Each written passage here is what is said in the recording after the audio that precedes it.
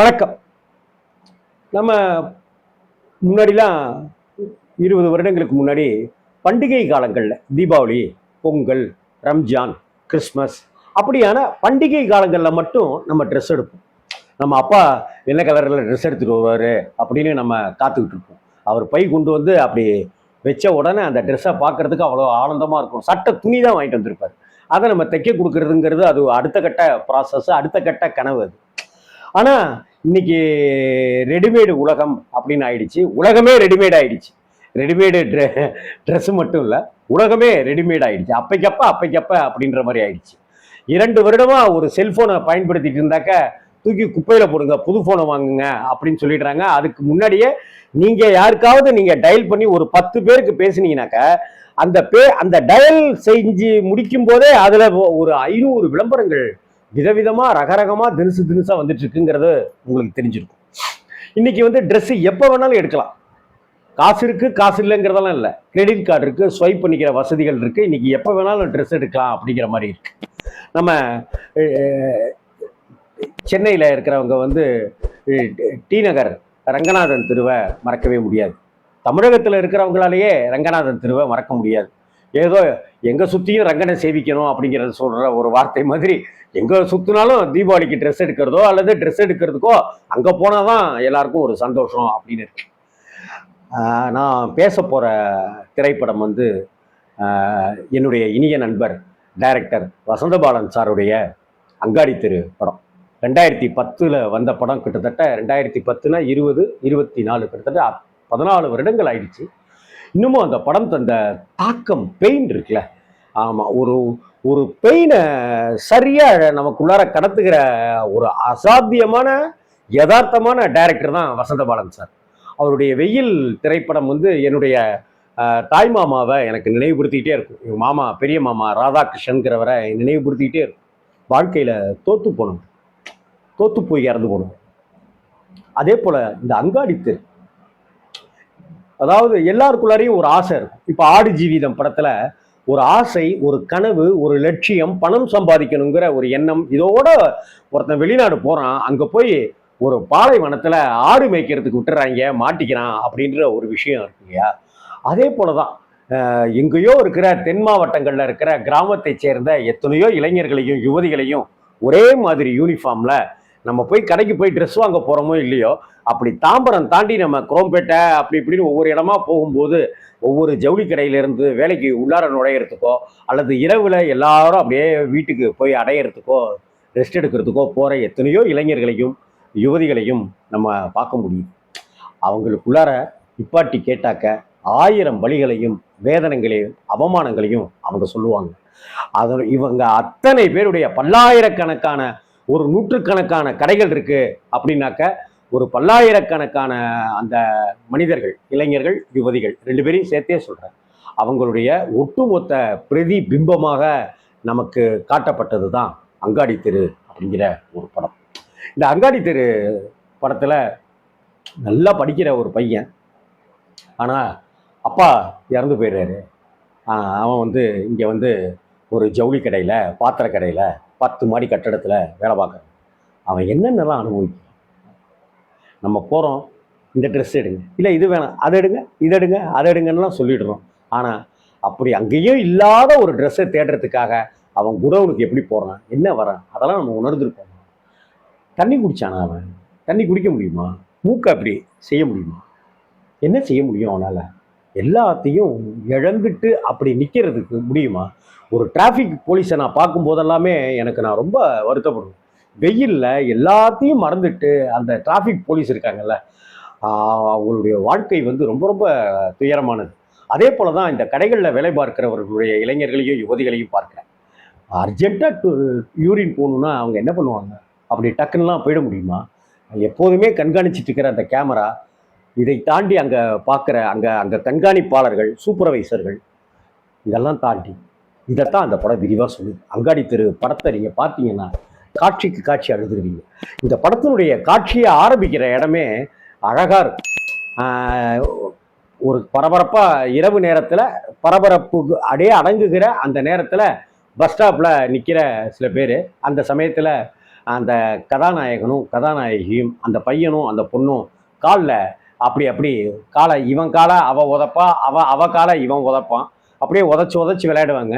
பக்கத்தில் இருக்கிறவங்கள கூட கேலியும் கிண்டலும் பண்ணி தலையில் அடிச்சுக்குவாங்க.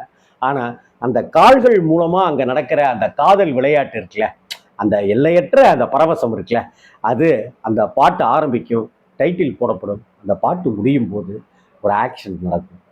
அப்படியே ஆக்சிடென்ட் நடக்கும்போது அங்கே நிறைய பேருடைய மரணங்கள் நிகழ்ந்திருக்கும். பிளாட்ஃபாரத்தில் படுத்திருக்கிறவங்களுடைய மரணங்கள் நடந்திருக்கும். அதற்கு பிறகு அப்படியே ஃப்ளாஷ்பேக் ஆரம்பிக்கும் போது தென் மாவட்டத்தில் ஒரு கிராமத்தில் இருக்கிற தேரிக்காட்டில் இருக்கிற ஒரு பையன் நல்லா படிச்சிருப்பான். ஆனால் அவங்க அப்பா ஆக்சிடெண்ட்டில் இறந்து போயிடுவார். ஃபஸ்ட் கிளாஸில் ஸ்கூல்லேயே ஃபஸ்ட்டு வாங்கியிருப்பான் அவன். ஆனால் பொருளாதார நெருக்கடி, ஏழ்மை, இதனால் அவன் அங்கே வேலைக்கு ஆள் எடுப்பாங்க, துணி கடைக்கு, ஜவுளி கடைக்கு. அதுக்கு அவன் வந்துடுவான். கூட அவனுடைய நண்பனும் வந்துடுவான். மகேஷ், புதுமுகம், பாண்டி, காமெடியில் பிரமாதம் பண்ணக்கூடிய தனித்துவமான ஒரு இளைஞன், நல்ல நடிகர். அவருக்கெல்லாம் நிறைய வாய்ப்பு கிடைக்கும் பாண்டிக்கெலாம். அவங்க வந்துடுவாங்க.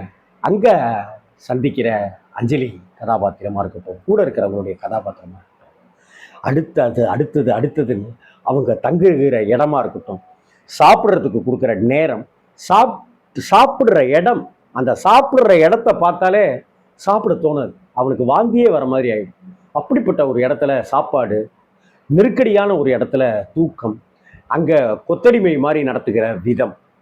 செங்கல் சூளையிலலாம் கொத்தடிமையெல்லாம் வச்சுருக்காங்க அப்படின்ட்டுலாம் நம்ம படிச்சிருக்கோம், பார்த்துருக்கோம். ஏன், நானே குங்குமம் பத்திரிக்கையில் ரிப்போர்ட்டராக இருக்கும்போது ஸ்ரீரங்கத்துக்கு பின்னாடி ஒரு ஊரில் கொத்தடிமைகளாக நடத்தப்பட்ட 3 தலைமுறையாக கொத்தடிமையாக நடத்தின விஷயத்த, செங்கல் சூளையில் அப்படி கொத்தடிமைகளாக வச்சிருக்கிற விஷயத்த நான் எழுதியிருந்தேன். அப்புறம் இந்த வட்டாவில் டீ கொடுக்குற விஷயத்தையும் நான் எழுதியிருந்தேன். அதற்கு அடுத்த வாரமே அதெல்லாமே சரி செய்யப்பட்டது அப்படின்றத ஃபாலோ அப் நியூஸாகவும் ஆர்டிக்கலாக பண்ணியிருந்தேன் குங்குமத்தில் நான் ரிப்போர்ட்டராக இருக்கும்போது. கிட்டத்தட்ட இதுவும் ஒரு கொத்தடிமைகள் மாதிரியான ஒரு விஷயம்தான். 1 நிமிஷம் லேட்டானாக்கா 1 ரூபா கட்டு, 2 நிமிஷம் லேட்டானா 2 ரூபா கட்டு அப்படின்றதெல்லாம் எந்த வகையில் நியாயப்படுத்திக்க முடியும் அப்படிங்கிறது தெரியல. அவங்களுக்கு உண்டான சொற்ப சம்பளம், ஆனால் கால் கடுக்க நின்றுக்கிட்டே பார்க்குற வேலைகள், 10 மணி நேரம் கடந்த வேலை அப்படிங்கிற அந்த விஷயங்கள் எல்லாத்தையுமே பார்க்க பார்க்க பார்க்க பார்க்க நமக்குள்ளார தாங்க முடியாது. இன்னொன்று, அங்கே ஒரு ரூம்குள்ளார போட்டு அடிக்கிறதா இருக்கட்டும், பெண்ணை அடிக்கிறதா இருக்கட்டும், பெண்ணுடைய அடிச்சுட்டு அஞ்சலி அடிச்சுட்டு வரும்போது இவன் தான் மாட்டி விட்டுருப்பான், பையன் ஹீரோ தான் மாட்டி விட்டுருப்பான். அவன் கேட்பான், என்ன செஞ்சாங்க கனி, என்ன செஞ்சாங்க கனி அப்படின்னு. பெசாமரு அப்படின்னு அவள் அழுதுகிட்டே அழுகையெல்லாம் அடக்கிக்கிட்டே சொல்லுவான். பெசாமரு அப்படின்னு. இல்லை கனி, சொல்லு கனி, என்ன செஞ்சாங்க. என் மாரை பிடிச்சி கசக்குனான், போருமா அப்படின்னு சொல்லிட்டு அவன் சொல்லுவா. உடஞ்சி போயிடுவான் அவன். அவன் மட்டும் இல்லை, படம் பார்க்குற நாமளே உடஞ்சி போயிடும். இந்தியன் படம் ஒர்க் பண்ணிட்டு இருக்கும்போது பாலகுமாரன் சார் அந்த படத்துக்கு ஒர்க் பண்ணிட்டு இருக்கும்போது நான் அவர்கிட்ட உதவியாளராக இருக்கேன். அதற்கு பிறகு ஜீன்ஸ் படத்துகளை பாலகுமாரன் சார் கூட நான் அவருக்கு அசிஸ்டண்ட்டாக நான் ஒர்க் பண்ணிட்டு இருக்கிற அந்த தருணங்களில் வசந்தபாலன் சார்கிட்ட நான் நிறைய பேசியிருக்கேன். அவர் எங்கிட்ட பேசியிருக்காரு. நாங்கள் நிறைய உரையாடல் நடத்திக்கிட்டே இருந்திருக்கோம். அவருடைய எழுத்து, பாலகுமாரன், சுஜாதா அப்படின்னு அவருடைய பரந்துபட்ட சிந்தனைகள், அதையெல்லாம் அவர் சொல்ல சொல்ல சொல்ல சொல்ல அப்போவே எனக்கு உள்ளார தோணும், இவர் டைரக்டராக வருவார், ஆனால் ஒரு வித்தியாசமான டைரக்டராக வருவார் அப்படிங்கிற ஒரு எண்ணம் இருந்தது. இதே போல தான் அந்த ஆல்பம் படமாக இருக்கட்டும், அந்த படத்துலேருந்து வெயில் படமாக இருக்கட்டும், ஒவ்வொன்றுமே அப்படித்தான் இருந்தது. இப்போ சமீபத்திய படங்கள் உட்பட அவர்கிட்ட ஒரு வேறு விதமான சிந்தனை எண்ணங்கள் கொண்ட மனிதராக தான் நான் வசந்தபாலன் சாரை நான் பார்க்குறேன். இந்த அங்காடி தெருலையும் இப்படி மாட்டி விடுகிற காட்சிகளாக இருக்கட்டும், அங்கே இருக்கிற அவங்களுடைய ஆசைகளெல்லாம் பொத்தி வச்சுக்கிற விஷயங்களாக இருக்கட்டும், அங்கே ஏற்படுகிற ஒரு காதல், அந்த காதல் அந்த லவ் லெட்டர் அந்த சூப்பர்வைசர் வெங்கடேசன் டைரக்டர் வெங்கடேஷாருக்கு தெரிகிற அந்த விஷயமா இருக்கட்டும், அப்போ நடக்கிற அங்கே ஒரு குரூரமாக இருக்கட்டும், அந்த பெண் தற்கொலை செய்து கொள்கிற விஷயம், அந்த தற்கொலைக்கு காரணமாக நான் காதலிக்கவே இல்லை, அவள் தான் என்னை காதலிச்சிருக்கா போல இருக்கு, எனக்கு லெட்டர் கொடுத்துருக்கா போல இருக்குன்னு அந்த பையன் சொல்கிறதா இருக்கட்டும். ஏப்பா கடையிலையா வேலை பார்க்குறீங்க, இதை பார்த்தீங்களா என் காலை, காசு இருக்கா அப்படின்னு கேட்டு காலில் அப்படியே நரம்புகளெல்லாம் புடைக்க நின்றுக்கிட்டே வேலை பார்க்க எனக்கு இப்படி இந்த நோய் வந்துருச்சுப்பா, அதனால் என்னை சக்கையாக புழிஞ்சி தூக்கி எறிஞ்சிட்டானுங்க அப்படின்னு சொல்கிறதா இருக்கட்டும். அடுத்த சில நாட்களில் அவர் ரோட்டில் யாருமே இல்லாமல் அப்படியே செத்து கிடக்கிறதா இருக்கட்டும். அதற்கு பிறகு இந்த பொண்ணு தற்கொலை பண்ணிக்கிறதா இருக்கட்டும், அந்த பையனை வேலையை விட்டு தூக்கிடுற விஷயமா இருக்கட்டும், அவன் பைத்தியம் பிடிச்சி போன மாதிரி, பித்து பிடிச்சி போன மாதிரி அப்படியே இருந்து அவன் ஒரு இடத்துல நொந்து போகிறதா இருக்கும். அந்த ரங்கநாதன் திருவனுடைய வாழ்க்கை எவ்வளவு வலி மிகுந்த மனிதர்கள் நிறைந்த இடம்ங்கிறத அவ்வளவு துல்லியமா காமிச்சிருப்பார் வசந்த பாலன். ஒருத்தன் வேலை தேடி எல்லா இடத்துக்கும் அலைவான், வேலையே கிடைக்காது, பார்ப்பான் அங்கே இருக்கிற கழிவறை வந்து கேவலமாக இருக்கும். அக்கா ஒரு பக்கெட்டு கொடுங்கக்கான்னு தண்ணியும் பக்கெட்டுமா எடுத்துகிட்டு போய் தேய்ன்னு தேய்ச்சி அதுக்கு முன்னாடி உட்காந்துக்கிட்டு ஒவ்வொருத்தர்ட்டையும் ₹1 காசு வாங்கி சம்பாதிக்கிறவன், கூலிங் கிளாஸு ஷர்ட்டு ஜம்முன்னு அப்படி விளைய வருகிற அந்த ஒரு வாழ்க்கையையும் சொல்லப்பட்டிருக்கும். ஒருத்தன் குப்பையில் பொறுக்கி அங்கே பொறுக்கி இங்கே பொறுக்கின்னு சட்டையெல்லாம் எடுத்துகிட்டு வந்து அதை நல்லா சோப்பு போட்டு ஜம்முன்னு தோச்சி வெயிலில் காய வச்சு அட்டை, அந்த சட்டைக்கு உள்ளார ஒரு அட்டை வைப்பாங்க இல்லையா, அதே போல் அட்டையெல்லாம் வச்சு பின்னெல்லாம் குத்தி ஒரு கவருக்குள்ளார போட்டு சட்டை 10 ரூபா, சட்டை 10 ரூபா, 20 ரூபா அப்படின்னு விற்று வாழ்கிற வாழ்க்கையாக இருக்கட்டும். ஒரு பார்வையற்ற வயதானவர் தஞ்சாவூர்லேருந்து இந்த பக்கம் வந்து அவர் சின்ன சின்ன பொருட்களை விற்கிறது, ரிமோட் கண்ட்ரோலுடைய பேக்கு. இன்றைக்கெலாம் ரிமோட் கண்ட்ரோல்லாம் இல்லை, இன்றைக்கி செல்ஃபோனுக்கு உண்டான கவர் 1000 விதமாக தினசாக நமக்கு கிடைக்க ஆரம்பிச்சிச்சு. அதையும் கூட நெட்லேயே விற்க ஆரம்பிச்சிட்டாங்க. அந்த விற்கிற அந்த பெரியவராக இருக்கட்டும், அங்கே இன்னொரு கதாபாத்திரம் ஒன்று நிகழ வச்சுருக்கும். ஒரு குள்ளமாக இருக்கிற ஒருத்தர், ஒரு ஹைட்டாக இருக்கிற ஒரு பெண், இவங்க கணவன் மனைவியாக இருப்பாங்க. அந்த பெண் மாசமாக இருப்பாங்க. என்னப்பா ஆஸ்பத்திரி கூப்பிட்டு போனியா பொஞ்சாதியா அப்படின்னு அந்த பார்வையற்றவர் கேட்டு பேசிட்டு அதை இவர் பேசிகிட்டு இருப்பார். அப்போ ஆமாம் பாய் கூட்டிகிட்டு போகணும் பாய், கடவுள்கிட்டலாம் வேண்டிகிட்டு இருக்கிறதா தான் பாய், என்னை போல் கை கால் சின்னதாக உருவம் கம்மியாக பிறந்துடக்கூடாது பாய் அப்படின்னு சொல்லிட்டு அந்த குள்ளமாக இருக்கிற அந்த பையன் அந்த கேரக்டர் சொல்லிட்டு போவார். அதுக்கப்புறம் குழந்தை பிறக்கும். என்னையா குழந்தை பிறந்துடுச்சா அப்படின்னு கேட்கும்போது அந்த பையன் சோகமாக இருப்பார். என்னையா அப்படின்னுவார். ஒன்றும் இல்லை பாய் அப்படின்னு சொல்லுவார். குழந்தைய பார்த்தாக்கா 2 பேரும் பேசிக்குவாங்க. இந்த மாதிரி குள்ளமாக இருக்குது அப்படின்னு ஜாடையில் பேசிக்குவாங்க. என் குழந்தைய பார்த்தியா பாய், என் குழந்தைய பார்த்தீங்களா பாய் அப்படி இப்படின்னு சொல்லிட்டு அந்த பொண்ணு, நல்லா இருக்கிற பொண்ணு கேட்பா. ஆனால் குழந்தை வந்து கையும் காலும் குள்ளமாக இருக்கும். அந்த கேரக்டர், அந்த பெண் வந்து விபச்சாரத்தில் ஈடுபட்டிருக்கிற ஒரு பொண்ணு. அந்த பொண்ணு வந்து போலீஸில் மாட்டிக்கும் போது இவன் என் பொண்டாட்டிங்க அப்படின்னு சொல்லி அந்த குள்ளமாக இருக்கிறவர் சொல்லி காப்பாற்றி கூட்டிகிட்டு வந்து கல்யாணம் பண்ணிட்டு வாழ்ந்துட்டு இருப்பாங்க. அப்போ இந்த மாதிரி கை காலெல்லாம் குள்ளமா, ஆமாம் பாய் என் புருஷன் மாதிரியே குழந்தை பிறந்திருக்கு பாய் எனக்கு, ஆமாம் பாய் இந்த தெருவிலேயே நான் எப்படியான வாழ்க்கை வாழ்ந்தேன்னு எல்லாருக்குமே தெரியுமே பாய், ஆனால் அதெல்லாம் தாண்டி இன்னைக்கு ஒரு நல்ல வாழ்க்கை வாழ்ந்துட்டு இருக்கேன் பாய் இவர் கூட. இப்போ மட்டும் எனக்கு குழந்தை வந்து நல்ல கையும் காலுமா பிறந்துருச்சுனாக்கா யாருக்கிட்டேயோ பெற்றுக்கிட்ட போனது புள்ள அப்படின்னு சொல்லிட்டு என்னைய தப்பாக பேசும், என் குழந்தையும் தப்பாக பேசும்ல பாய், ஆனால் என் புருஷன் மாதிரியே இந்த குழந்தை இருக்குல்ல, இனிமேல் தப்பாக பேச மாட்டாங்களா பாய் யாருமே அப்படின்னு சொல்லும்போது யாராலையுமே அழாமையே இருக்க முடியாது. அதே போல் அந்த அவர் சொல்கிற ஒரு வார்த்தை, இதை எடுத்துகிட்டு போங்க நீங்கள் போய் விற்றுக்கு காசாக்குங்க அப்படின்னு சொல்லி விற்கிறதுக்கு காசு கொடுத்து, விற்கிறதுக்கு பொருட்களை கொடுத்து, அஞ்சலி ஒரு பக்கம் விற்க, அவங்க ஒரு பக்கம் விற்கன்னு சொல்லி விற்றுட்டு வந்த உடனே அப்போ ஒரு வார்த்தை சொல்லுவார், விற்க தெரிஞ்சவன் தான்ப்பா வாழ தெரிஞ்சவன் அப்படின்னு. எவ்வளோ அழகான வார்த்தை, விற்க தெரிஞ்சவன் தான் வாழ தெரிஞ்சவன் அப்படிங்கிற பெரிய தத்துவம். இதுதான் வாழ்க்கை பாடம். விற்க தெரிஞ்சிருக்கும், நமக்கு என்ன திறமை இருக்குன்றத நம்ம வந்து ப்ரமோட் பண்ணணும், நான் யார் தெரியுங்களா அப்படின்றத காட்டணும். அதை ரொம்ப அழகாக சொல்லியிருக்கிற விதம்.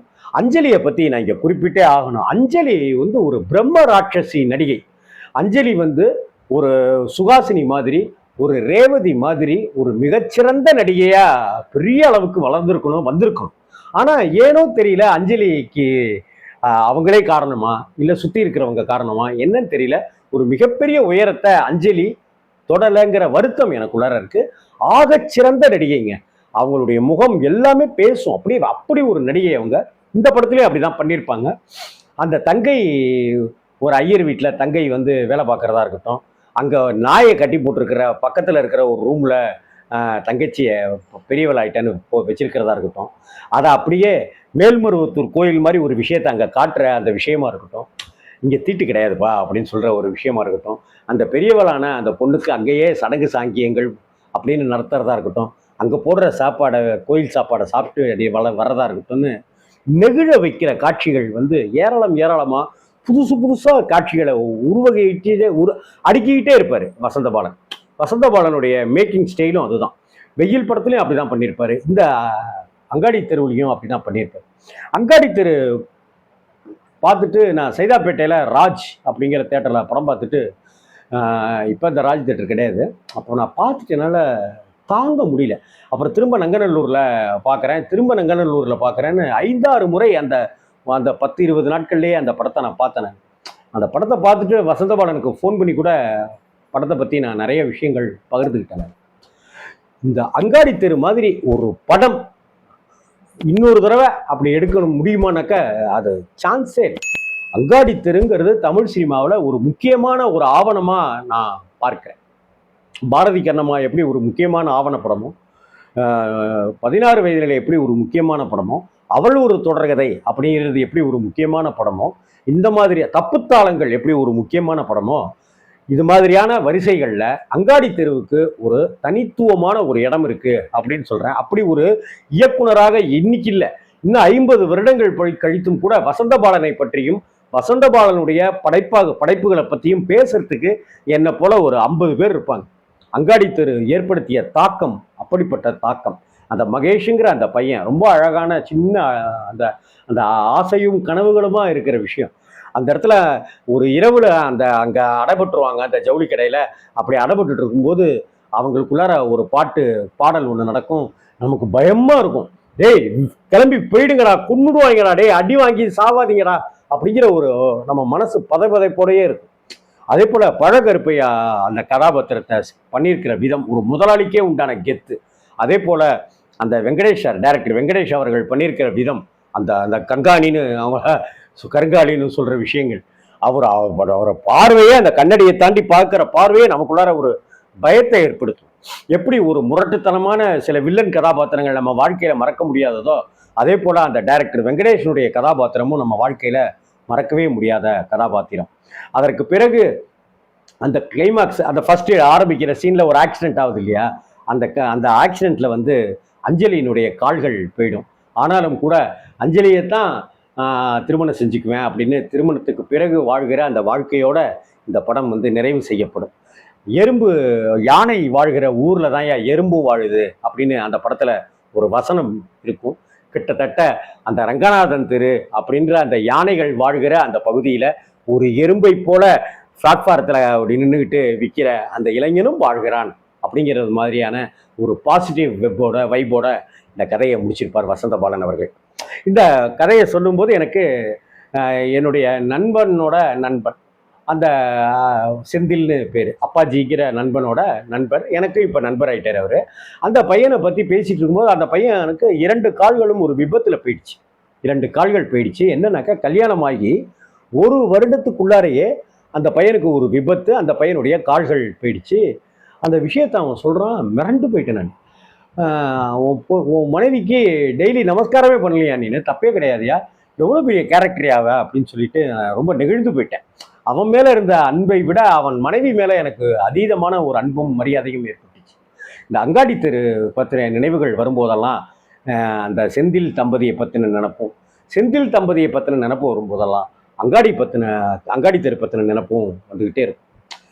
என் வாழ்க்கையில் மறக்க முடியாத படங்களில் என்னுடைய இனிய நண்பர் வசந்தபாலன் அவர்கள் படைத்த இந்த அங்காடி தெரு படைப்புக்கு 1000 முறை பேசலாம், 1000 விஷயங்கள் பேசலாம். இன்னும் நான் நிறைய விஷயங்கள் பேச ஆசைப்பட்டு பேசவே முடியாமல் என்னை ஏதோ ஒன்று அழுத்திட்டு இருக்கு. இதுதான் அந்த படைப்பாளன் வசந்தபாலனுக்கு கிடைத்திருக்கிற மிகப்பெரிய வெற்றி. வசந்தபாலன் இன்னும் நிறைய படைப்புகளை நீங்கள் கொடுங்க, காத்துக்கிட்டு இருக்கோம். வணக்கம்.